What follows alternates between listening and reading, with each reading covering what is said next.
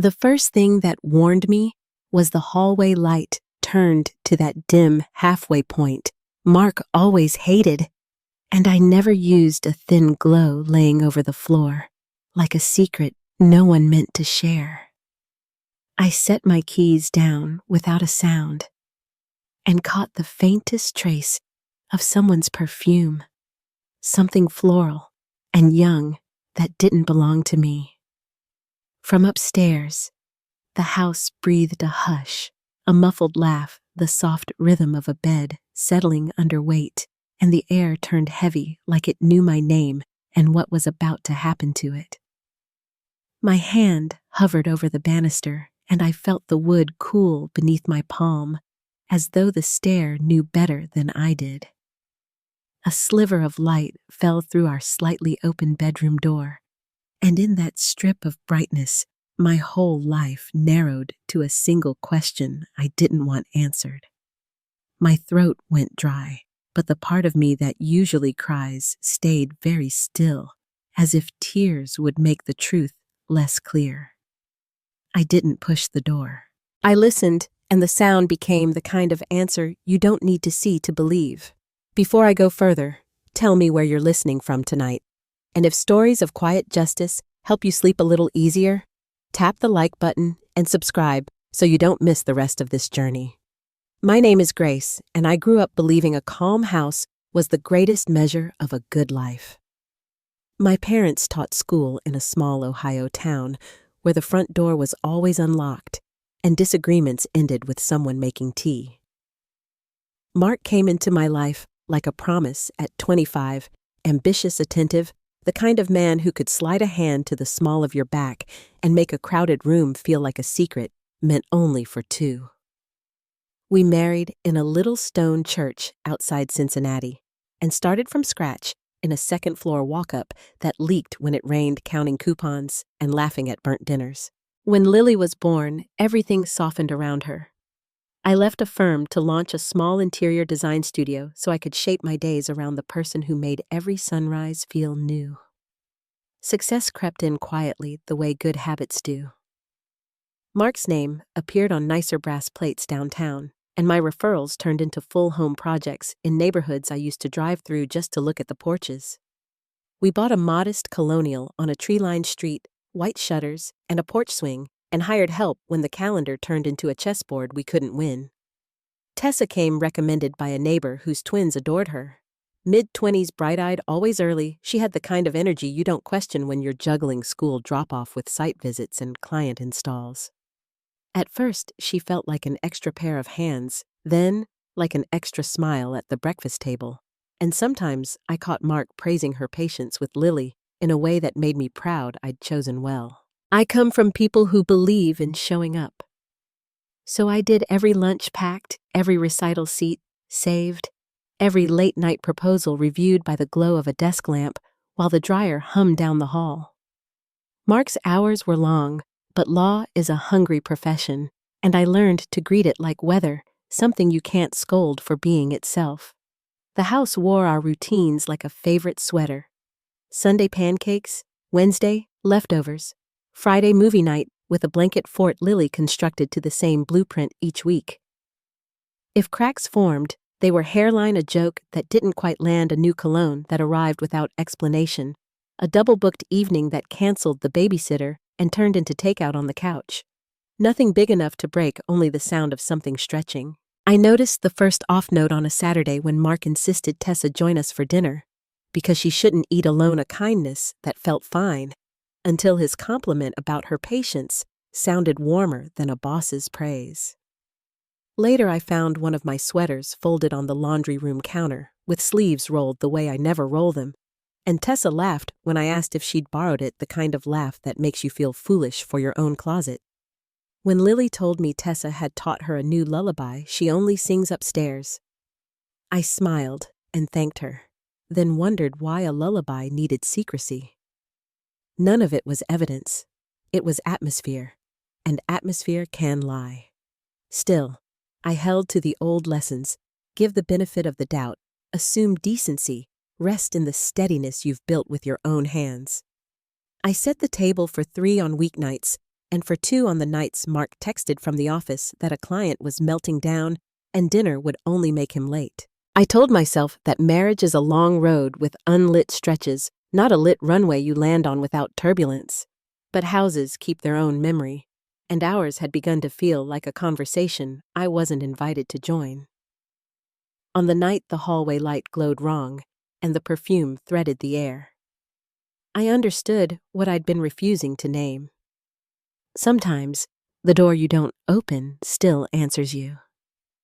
The second I stepped away from that door, I told myself I'd forget the way the air had shifted. I told myself I'd carry on, keep the days ordinary, and tuck away what I had almost seen. But the mind doesn't let you bury what the heart already knows. In the quiet after that night, the smallest things began to take on weight. A misplaced sweater, a laugh that lingered too long, an excuse that came too easily. None of it was enough on its own yet. Together, it began to sound like a whisper I couldn't unhear. It was a Saturday when the first pebble truly hit the glass. Mark suggested we grill steaks in the backyard and invited Tessa to sit with us at the patio table. Lily darted across the grass in a pink sundress, chasing soap bubbles that shimmered against the summer light. I watched my husband turn steaks with a steady hand, while Tessa stood near him, passing plates and laughing at something I couldn't catch. The moment should have been harmless, but his look, quick and sharp, landed on her before returning to the grill. It was gone in a blink, but my chest felt tight, as though the air itself had pressed against me. I forced myself to smile and passed Lily another bottle of bubbles, pretending I hadn't noticed. Another night, Mark came home late. His shirt was wrinkled, and a faint scent of something sweet clung to him, not the usual trace of bourbon or city air. He kissed me on the forehead and mumbled about client dinners. I pressed my lips together and nodded, telling myself long hours were part of the life we'd chosen. Still, when I picked up his tie from the bedroom floor, I caught myself holding it longer than usual, as if it could explain something I wasn't ready to ask. The silence between us stretched thin but unbroken. Tessa seemed to weave herself deeper into our family rhythm with each passing week. She joined us at dinners when Mark insisted, claiming she shouldn't eat alone. On movie nights, she curled up in the corner chair laughing at his jokes, her eyes shining brighter than mine ever did in those moments. Once, when I confided in her that Mark had felt distant, she placed a hand on mine and said I was probably imagining it, that men go through phases and not to worry. Her voice was soft, her smile kind, but something about the way she watched me as I spoke left me unsettled. I brushed it off because I wanted to believe kindness where it was offered. The tension sharpened one Tuesday evening. I finished a project earlier than expected and thought surprising Mark at his office with dinner would be a sweet gesture. When I called, he didn't answer once, twice, 3 times. My pulse quickened with each ring. I set the dinner down untouched and tried to silence the worry with rational thoughts. He was busy, tied up, exhausted. Hours later, when he came home flushed and smiling too wide, his shirt slightly askew, he muttered about paperwork that had dragged on. A minute after he kissed Lily goodnight, Tessa appeared downstairs, hair damp from a shower, wearing an oversized sweatshirt that swallowed her frame. She grinned, as if nothing were unusual. I told myself I was reading too much into it, but the way Mark looked at her for a beat longer than necessary made me fold my hands tightly in my lap. The days moved on, but my body carried the unease like a stone in my pocket. When Lily sang a new lullaby that Tessa had only taught her upstairs, I smiled at her innocence, but wondered why secrets were threaded into bedtime songs. At breakfast, Mark poured Tessa coffee before pouring mine, joking that she was his lifesaver. My smile cracked at the edges, but I didn't speak. Instead, I studied every small exchange, storing them like fragile shards in the back of my mind. One afternoon, I came home with grocery bags digging into my hands, expecting the house to be empty. Lily was at a friend's, and Tessa had asked for the afternoon to see her sister. Mark was supposed to be across town in meetings, but the house was too quiet, the kind of silence that bends under the weight of something hidden. I placed the keys on the console table, wincing at the sound, then froze. A laugh floated down the stairs, unmistakably feminine. My knees weakened and my chest grew hollow. I told myself it could be nothing, yet each step toward the staircase carried me closer to the truth I had been afraid to name. Their voices weren't casual, not the idle chatter of housemates. They were close, intimate, punctuated with pauses that tightened my throat. "I miss this bed," Tessa whispered, her voice thick with something that turned my stomach. Mark's reply was low, satisfied, and cut through me with the weight of certainty. "God, I missed you." My body felt as though it had turned to stone, yet somehow it carried me up the stairs. I pressed my hand to the wall for balance as the sounds grew sharper. I heard Tessa tease, "Do you think she suspects?" And his laugh followed, cruel in its confidence. "She trusts everyone, especially you." My vision blurred, and I bit my tongue until I tasted blood. I reached the door and saw the light spilling through the narrow crack. The bed creaked. Their laughter filled the air, and I understood what betrayal felt like when it walks through your front door and sits where you sleep. My knees wanted to buckle, but I held myself upright, silent and rigid. Every muscle screamed to storm inside to tear the mask from their faces, but something colder stopped me. I stood still, unseen, absorbing every sound, every word, until I knew, without doubt, that the life I thought I had built had already been dismantled behind that door. I pulled back slowly, step by step, until the carpet muffled me in the guest room. I sat on the edge of the bed, trembling, but refusing to collapse. My mind played every small moment I had ignored: the sweater, the laughter, the perfume, the late nights, and stitched them into a pattern I could no longer deny. Hours passed, or maybe only minutes. Their laughter spilled again, this time from the shower, and I forced myself to walk quietly into my daughter's room. Surrounded by her drawings and stuffed animals, the tears finally fell silent and searing. They hadn't only betrayed me. They had poisoned the place I had promised my child would always be safe. I wiped my face, washed my hands, and stared into the mirror until I could see myself again. When I returned downstairs, the kettle hissed softly on the stove. I poured tea into a cup and let the steam rise against my cheeks, steadying my breath. Moments later, they came down together. Mark relaxed. Tessa flushed her hair damp, wearing one of my shirts. He kissed my cheek as if nothing were amiss. "Hey, you're home early," he said. My lips curved into a smile that didn't reach my eyes. Tessa added lightly, "How was your sister?" For a moment, her face faltered, then quickly recovered. I sipped my tea and answered evenly, "I'm glad she's alive." The silence that followed carried more weight than any scream could. That night, I lay in the guest room staring at the ceiling. My body felt empty, but my mind sharpened. They believed they had hidden everything that my trust would keep me blind. What they didn't understand was that I had already seen enough. Betrayal is more than a broken vow. It is the slow burn that strips away dignity.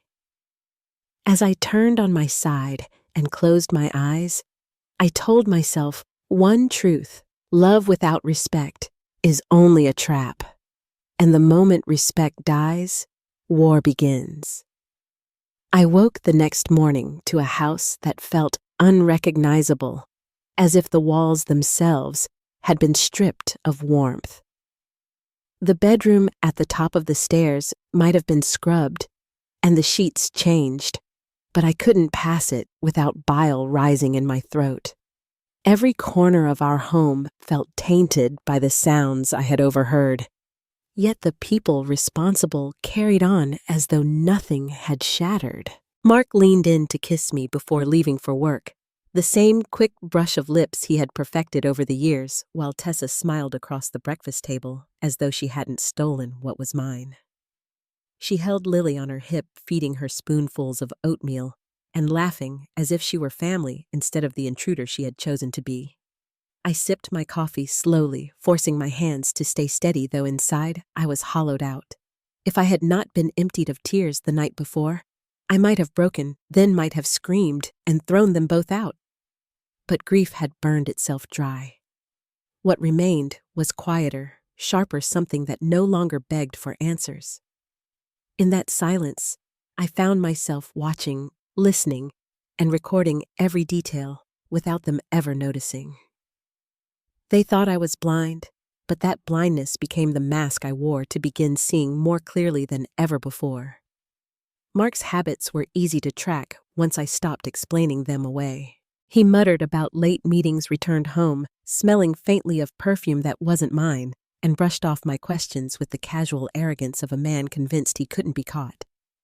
He underestimated me, and that underestimation was the first weapon I sharpened. One night, while he showered, I noticed his phone light up on the nightstand. I didn't need to guess whose name appeared. It was hers.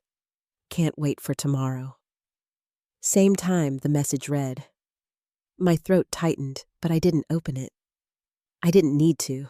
Proof, I reminded myself, was better collected quietly than snatched in fury. The more I watched Tessa, the clearer her arrogance became. She hummed while folding our laundry as if each shirt and towel already belonged to her. She treated me like a background character in my own home, offering small, careless smiles as if she were the one holding authority. At dinner, she leaned in too close when passing Mark a plate, her eyes lingering longer than they should. She thought she had already won, that she was stepping into my place. I let her believe it because arrogance blinds people, and blindness always leads them straight into a trap. The turning point came on a Saturday morning. Mark stood at the doorway tying his tie, claiming he was heading into the office again. His tone was casual, almost bored, but his eyes flickered toward Tessa in a way that cut sharper than any confession. "I'll keep Lily busy," she offered quickly, her voice light, too practiced. I smiled and told them both it sounded perfect, but inside, something shifted with finality. It was no longer enough to catch them. I wanted to dismantle them. That night, I paused in the hallway and caught my own reflection in the mirror. My eyes weren't swollen from crying anymore. My mouth no longer trembled. My face looked steadier, as though it had been carved into something harder than before. For the first time, I believed what the mirror showed me. I wasn't a victim anymore. I was the executioner, sharpening the blade in silence. The decision didn't roar. It settled like a still lake, calm and deep. From that day forward, I carried myself differently. Mark noticed first. One evening, he looked at me across the dinner table, tilting his head slightly. "Are you all right?" he asked. I smiled faintly and replied, "Of course." He accepted the lie because he needed to. Tessa, on the other hand, grew uneasy. When she caught me watching her, she tilted her head, laughed nervously, and looked away. They didn't recognize the silence for what it was, the warning before the storm. Lying awake in the guest room, I began rehearsing not grief, but precision. How do you dismantle two people who are convinced you'll never fight back? You don't scream, you don't strike wildly, you wait. You let them believe they are safe, and then you choose your moment. By midnight, the plan had taken its first breath. I whispered into the dark, "It begins now," and for the first time since the betrayal, I slept soundly. The following days confirmed what I already knew. Their patterns were predictable. His late nights, her sudden errands, the way they both returned home with the same faint glow of satisfaction. I began to study Mark's carelessness, the way he protected his phone as though it were an organ, yet left it unlocked once he drifted into sleep. I had seen his fingers tap the same code into his laptop enough times to memorize it. One evening, after he passed out on the couch with an unfinished glass of whiskey, I tried the sequence. The screen unlocked with a quiet click, and my breath caught. I didn't expect the flood that followed. Threads of messages, photos, videos, all of Tessa, all time-stamped undeniable. I forced myself to scroll to memorize, to capture every shred without letting panic take over. But what I found buried between their exchanges was worse than the affair. Notes about the accounts, discussions of money transfers, and promises of building a future without me. It wasn't only betrayal of the body, it was betrayal of the future. He wasn't simply humiliating me. He was siphoning away the life I had built brick by brick, dollar by dollar, to gift her a new one. I copied everything quietly, transferring files onto a drive I purchased in cash the next morning. Every image, every message, every transfer now belonged to me. My hands shook, but my face stayed calm when I poured Mark's coffee that day. Tessa chatted easily across the table, unaware that the noose she had woven with him was now in my hands. In the evenings, while Lily colored at the kitchen table, I sifted through the evidence and began sketching out the path ahead. Step 1, gather undeniable proof. Step 2, secure my future. Step 3, wait for the moment to strike, where it would hurt the most. I didn't need to imagine anymore. I knew. Knowledge had become the most dangerous weapon, and it was mine to wield. And yet, in the quiet hours when the house finally stilled, the grief returned in whispers. I thought of the mornings when the sunlight had poured through the curtains like honey, when Lily scribbled pictures while I brewed coffee, when I believed I was safe. I thought of Italy, of the honeymoon we had promised to revisit, of the fragile glass of dreams I had carried so carefully. Those memories cracked against the weight of reality, but instead of breaking me, they hardened into resolve. As I closed the files one night and tucked the drive safely away, I realized the line between heartbreak and clarity had already been crossed. I would not beg. I would not explain. And I would never again ask for respect from people who had chosen contempt. The silence of that night carried a different weight, no longer heavy with sorrow, but sharpened with intent.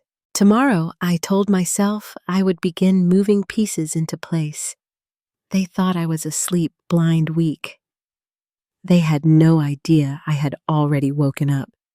And with that thought, I knew the time for watching was nearly over. Soon, I would take my first step toward making them answer for everything they had stolen. The morning after I pulled that first set of files onto the small drive, the house seemed to breathe against me, daring me to speak. But I kept my silence. Mark kissed the crown of my head as if nothing had shifted, and Tessa fastened Lily's jacket for school with the smug rhythm of someone certain she belonged. I moved through the motions like a shadow, keeping my eyes soft and my hands steady, while inside something colder than grief had settled. Mark had always guarded his phone like a second spine, but arrogance makes men sloppy. I had seen his fingers drum the same 6 numbers into his laptop too many times to forget. That night, while he slept with an empty glass of whiskey at his side, I tried the sequence. The phone unlocked, and the light glowed against my face like a secret candle. Messages scrolled in a stream, too raw to misinterpret every word a blade pressed deeper. Photos, videos, threads stretching across months, and then the line that froze my chest, plans about the account's talks of shifting money of a life rebuilt without me. I felt my pulse climb into my throat, but I forced myself to keep reading.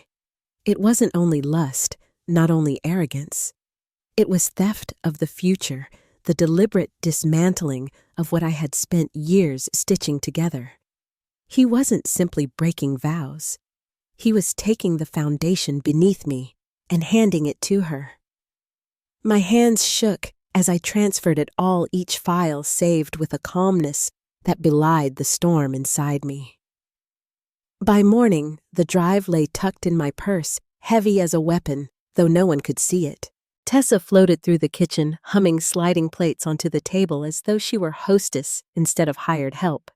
She laughed at Mark's tired joke, her hand brushing too close to his arm, and glanced at me with the faint smile of someone already certain of her victory. I smiled back quiet, because she didn't realize her arrogance had handed me the rope. That afternoon, I poured coffee at my desk, while Lily colored with markers beside me, the evidence scrolling on my screen in muted tones. I cataloged every transfer, every conversation, every timestamp, building a structure brick by brick that would one day bury them both. At night, the silence pressed differently, no longer heavy with tears, but sharp with calculation. I laid awake in the guest room and whispered steps into the dark. First, gather everything. Second, secure my future. Third, wait for the moment that would break them in front of everyone who mattered.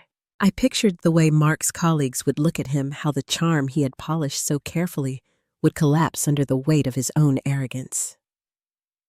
I pictured Tessa's name whispered not as praise, but as warning. Still, the ache of memory pressed at the edges. I remembered mornings when Lily scribbled drawings at the kitchen table, when sunlight slid across countertops like honey, when I believed safety was something permanent. Those memories tried to bend me back toward grief, but grief had already burned itself out. In its ashes was resolve, steady and unshakable. When I closed the laptop one evening, tucking the drive away in a place even Tessa's eager hands could never find, I knew the line had been crossed. I would not beg for honesty or plead for respect. They had chosen contempt. Now they would learn what it meant to be measured by the woman they thought too weak to fight back. The house slept around me, unaware that its walls no longer belonged to them. Tomorrow, I told myself I would begin moving pieces into place. They thought I was asleep. They thought I was blind. They had no idea that the storm had already woken. And in that quiet hour, I realized my watching was nearly over. Soon, my first step toward revenge would begin. The decision was no longer just a thought I whispered in the dark. It had become something solid, something I carried with me every hour of the day. I knew that simply exposing them would be too quick, too merciful. What I wanted was permanence, a kind of justice that would strip away not just their dignity, but also the security they believed was untouchable. That meant I had to be deliberate. My first steps needed to be quiet, measured, and impossible for them to trace back to me. The first weapon I chose was information. Mark's arrogance made him sloppy, and sloppiness leaves trails. I started by checking receipts left in his briefcase, expense reports that piled on his desk, and the drawer in the kitchen where he tossed unopened credit card statements. Patterns emerged quickly. Dinner charges for two at places I knew we had never visited, small but steady transfers out of our joint account. Even a rental payment hidden behind a bland company name. It didn't take long before I traced that payment to a small apartment across town, one listed under Tessa's maiden name. My heart raced when I saw the lease information clearly tied to both of them, but I forced myself to stay calm. This wasn't the moment to confront, not yet. It was a moment to collect and to prepare. I copied everything, scanning documents quietly after Lily went to bed, saving them to the same hidden drive where their messages and photos already lived. Every detail became another brick in the foundation I was laying for their downfall. The second step was legal knowledge. I scheduled an appointment with a family attorney, Mr. Richard Evans, under the pretense of estate planning. He was in his late 50s, measured and discreet, the kind of man who had seen too many households fracture behind polished doors. I asked him simple questions: how infidelity played into custody arrangements, what financial misconduct could mean in divorce proceedings, how hidden accounts could be uncovered and divided. He explained everything calmly, unaware that I was storing each answer like ammunition. When I left his office, I felt steadier. I wasn't just reacting anymore. I was building a map. Back at home, I started setting the stage. A hidden camera in the living room clock caught more than enough stolen glances, casual touches, whispered words when they thought I wasn't watching. One evening, I watched a clip of Mark brushing Tessa's thigh as she handed him a glass of wine, her laugh echoing against the walls I had chosen for our family. I saved it without flinching, it no longer hurt the way it once had. It was evidence plain and undeniable waiting for its audience. My calmness began to unnerve them. Tessa noticed first. She caught me looking at her across the kitchen one afternoon and asked lightly, "Everything okay?"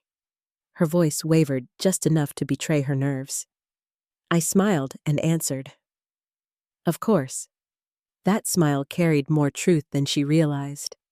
Mark, meanwhile, seemed too self-assured to suspect anything. He still muttered about late nights and client dinners, still came home with the faint trace of perfume that wasn't mine. He mistook my silence for indifference, not realizing it was the silence of someone preparing for the moment to strike. Late one evening, as I sifted through the growing collection of files, Lily padded into my office, rubbing her eyes. She climbed into my lap, resting her head against my chest. "Mommy, why are you still awake?" she asked softly. My throat tightened, but I kissed her hair and whispered, "Just finishing some work, sweetheart." She pressed her cheek against me and mumbled, "You work too much." The words landed heavier than she knew. I held her closer and promised not for long. Because this wasn't just my war, it was hers too. The more I uncovered, the more certain I became that exposure alone wouldn't be enough. They had chosen not only to betray me, but also to build their plans on the foundation of my work, my sacrifices, and the home I had created. That demanded more than a quiet confrontation. It demanded a reckoning. I imagined the look on Mark's face when his colleagues saw who he really was, how quickly respect would turn to scorn. I pictured Tessa's name whispered in warning among the very parents who once trusted her with their children. These visions kept me steady, reminding me why I couldn't afford to falter. Still, there were moments when doubt tried to creep in. One night, as Mark slid into bed beside me and pressed his lips to my shoulder, he whispered, "I love you." For a second, my chest cracked under the weight of 10 years of marriage, the memory of vows spoken in a small stone church, the father of my child lying beside me. For a second, I almost wanted to believe him again. Then my phone buzzed on the nightstand. An invoice from the rental apartment flashed across the screen, paid that very day. The softness inside me died in an instant, and the clarity returned, sharper than before. By now, the evidence was overflowing. I had screenshots, bank transfers, hidden footage, and even recordings of whispered promises in my own kitchen about when the timing would be right. It wasn't imagination anymore. It was truth carved into stone, undeniable and precise. Each piece fit together like a puzzle that revealed a picture of arrogance, deceit, and greed. And the best part was that neither of them had any idea how close I was to finishing the frame. I began rehearsing in the quiet of the guest room, how I would stand, what I would say, how I would look at them when their world collapsed in front of everyone they had fooled. I practiced my face in the mirror until it showed only calm, not rage. Because rage could be dismissed as emotion, calmness carried the weight of finality. The final piece fell into place one afternoon when Mark left his laptop open in the study. I hadn't planned to look, but the opportunity felt too deliberate to ignore. Buried inside was a folder of drafted emails and legal documents, all pointing to asset transfers and plans to reroute accounts without my knowledge. He was preparing to lock me out of everything I had helped build. That was the moment my revenge shifted from personal to necessary. It wasn't just about betrayal anymore. It was about survival and about ensuring Lily and I would never again be at the mercy of his choices. I closed the laptop, carefully smoothed my hands over the fabric of my dress, and stared out the window at the fading light. My reflection in the glass looked back at me, steady, unshaken, certain. The time for watching was over. The time for striking had nearly come. And as the sun dipped low, I whispered to myself, "It's ready." Because now, the plan wasn't just an idea. It was alive, sharp, and waiting for its moment to cut. The night of the dinner came with a crispness in the air that reminded me of autumn, though spring still clung stubbornly to the calendar. I walked through each room of the house beforehand, checking the details the way a hostess does. Candles, straight glassware, polished the dining table dressed in linen I had ironed carefully that morning. To anyone else, it looked like preparation for an ordinary gathering, a chance for Mark to show off his stable home and devoted wife. To me, it was a stage, and every plate, every flower, every flicker of light was part of the performance I had arranged. The guests arrived in 2s and 3s coats, brushing against the foyer walls, laughter bouncing up toward the staircase, where family portraits hung in deliberate view. Mark thrived in that setting, greeting colleagues with firm handshakes, leading small clusters of investors into the living room, his voice full of charm. Tessa hovered at the edges, carrying trays of appetizers, her smile demure, her dress understated, as though she were only staff. But when her eyes caught mine across the room, she let the corner of her mouth curve in quiet triumph. She believed she had already claimed the space. Dinner moved in courses, wine poured smoothly, conversation buzzing around the table. I spoke when expected, laughed when appropriate, and played my role with the precision of someone who had rehearsed every line. All the while, my hand stayed near the small remote hidden beneath my napkin. When dessert was served and the room settled into satisfied chatter, I pushed my chair back gently. The scrape of wood against the floor drew their eyes. Before we end the night, I began, my voice calm and low. "I'd like to share something." Mark glanced at me with confusion that quickly softened into indulgence. "Of course, sweetheart," he said, smiling at our guests. He thought I was adding to his performance, giving him another chance to shine. I clicked the remote. The screen mounted at the far wall flickered to life. At first, the slideshow showed nothing unusual: family photos from vacations, birthdays. Lily's drawings scanned and brightened against a white background. The room chuckled warmly, glasses lifted toward Mark, as though toasting the picture of success he had painted. He relaxed, nodding his hand, resting lightly on the table. Then the images changed. The next slide appeared, Mark in the kitchen, his hand on Tessa's waist, her lips pressed to his cheek. The room hushed. A fork clattered against porcelain. Mark froze, his face paling as another photo appeared. This one of the two of them tangled together in the bed upstairs, sheets, twisted faces, unmistakable. Gasps filled the air. The sound of shifting chairs rippled through the table as whispers began. "What the hell are you doing?" Mark's voice cracked as he jumped to his feet.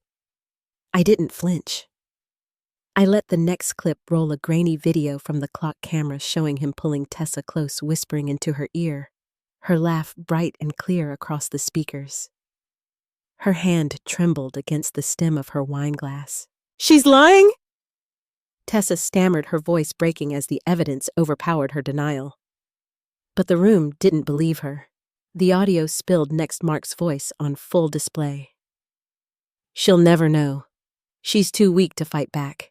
You and me soon, it'll just be us." The words hung in the air, heavier than any silence. One of the investors muttered sharply, "This is the man handling our accounts." Another leaned back in his chair, disgust written across his face. Mark lunged toward me, hand outstretched for the remote, but I stepped back and spoke one word. "Sit." The command landed like iron. For the first time, he stopped. His authority, the polished charm he had cultivated, shattered in front of the people whose respect had once kept him upright. The final slide appeared, spreadsheets copied from his laptop, transfers from our accounts to Tessa's name numbers that could not be denied. I turned to the room, my voice steady. For years, I trusted both of them. While I built this home, they conspired under its roof, stealing not only fidelity, but also the future I worked for. The whispers grew into a wave. Investors pulled out their phones, colleagues shifted in discomfort. Friends looked at him as though he were already a stranger. Mark slammed his palm on the table. "Turn it off!" he barked, but his voice no longer carried weight. I lifted a folder from beside my chair. "Everything you've seen tonight has already been sent to the firm's board and to my attorney." His face drained of color, the final thread of power snapping as he sank back into his seat. Tessa reached for his hand, whispering frantically, "Say something, Mark," but he pulled away, the cracks in their alliance widening under the glare of the room. Guests stood murmuring excuses, some shaking their heads, others refusing to meet his eyes. Investors typed furiously into their phones, the sound of betrayal traveling faster than words could control. Within minutes, the table that had once celebrated him became a graveyard of untouched desserts and broken silence.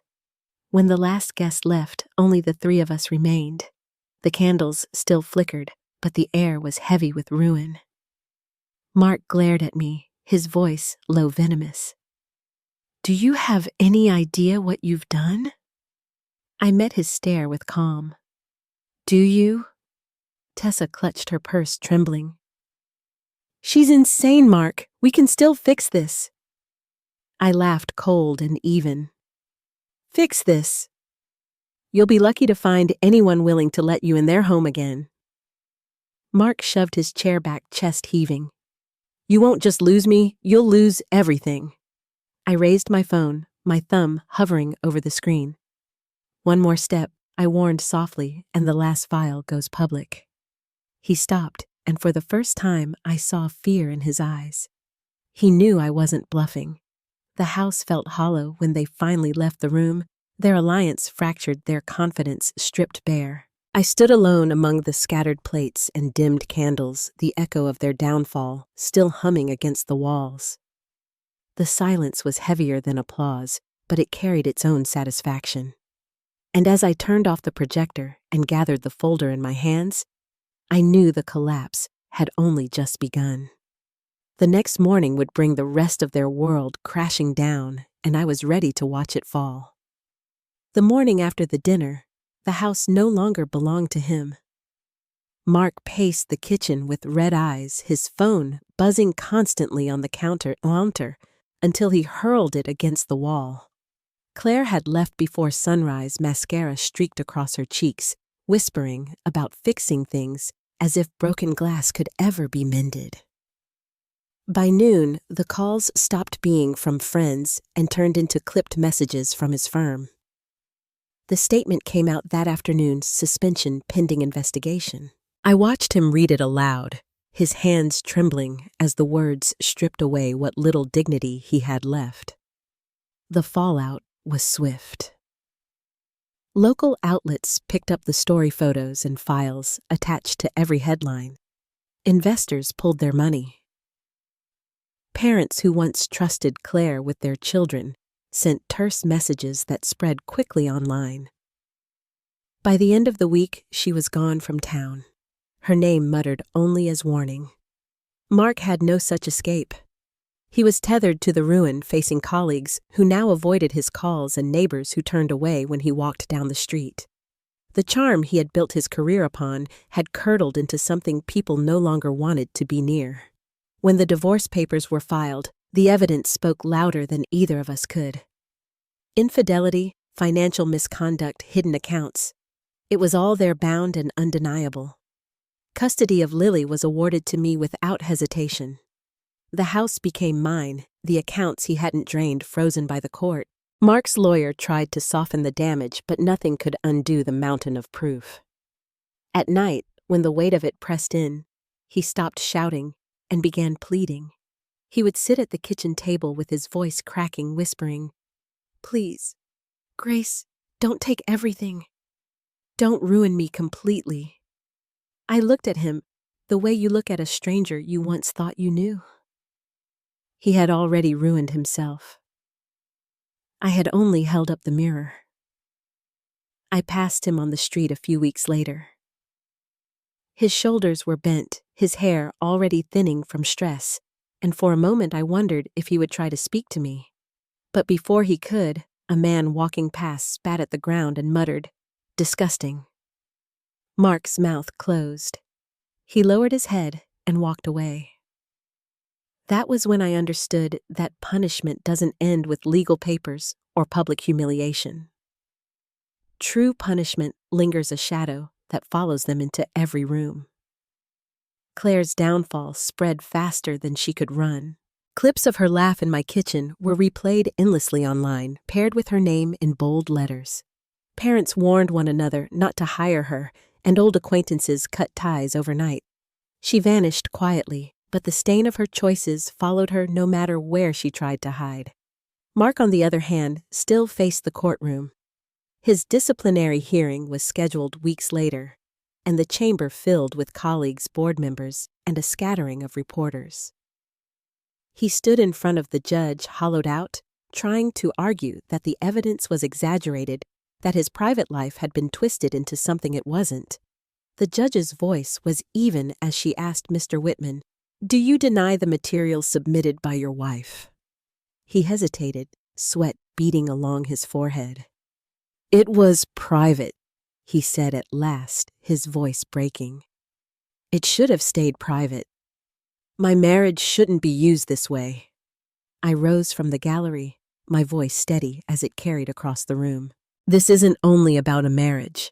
It's about fraud, about broken trust, and about respect." Mark's face drained of color the moment I spoke. The judge nodded toward me, then asked, "Mrs. Whitman, is there anything you wish to add?" I handed a folder to the clerk, one he had never seen. The projector flickered again, and the room erupted. Messages, bank trails, and footage revealed that Claire hadn't been the first. There were others, assistants, secretaries, women who had walked through his office doors and been pulled into the same pattern. His betrayals stretched back years, hidden under the same mask of charm he had worn so easily. Gasps rippled through the crowd as whispers of unfit and criminal rose from every corner. Mark staggered forward, his hands reaching as if I might stop it.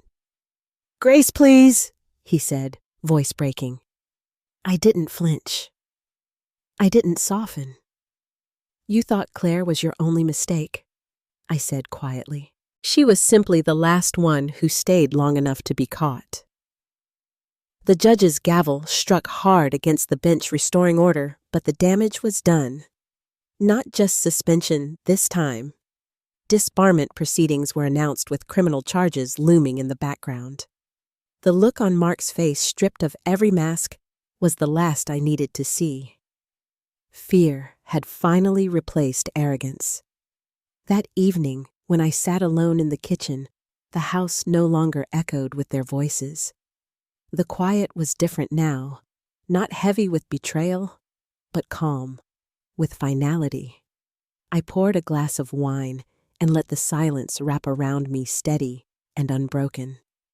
They had thought they could take everything: my marriage, my home, my future. Instead, they lost theirs. The next chapter, I knew, wouldn't be about them anymore. It would be about me, about Lily, and about the life we would build free of shadows. But before that, there was one final step left to take one last stroke that would close the book for good. When the gavel fell for the final time, I knew the story was no longer mine to carry. The court had spoken, the evidence had crushed every excuse, and Mark's career was over. Claire had already slipped from the city her name whispered like a caution, but his fall was slower, more public, and more humiliating. Watching him walk out of that courtroom hollow-eyed and broken was not victory in the loud sense of the word. It was quieter, like the sound of a door finally shutting after years of being left ajar. At home, the air felt different. Lily's laughter filled the hallways again, without the shadow of tension pressing behind it. She leaned into me more than she used to, instinctively knowing where safety lived. On the nights she stayed up late with drawings spread across the table, I no longer worried about who else might be watching her grow. The house became ours again, hers and mine, untouched by the betrayal that had once poisoned its walls.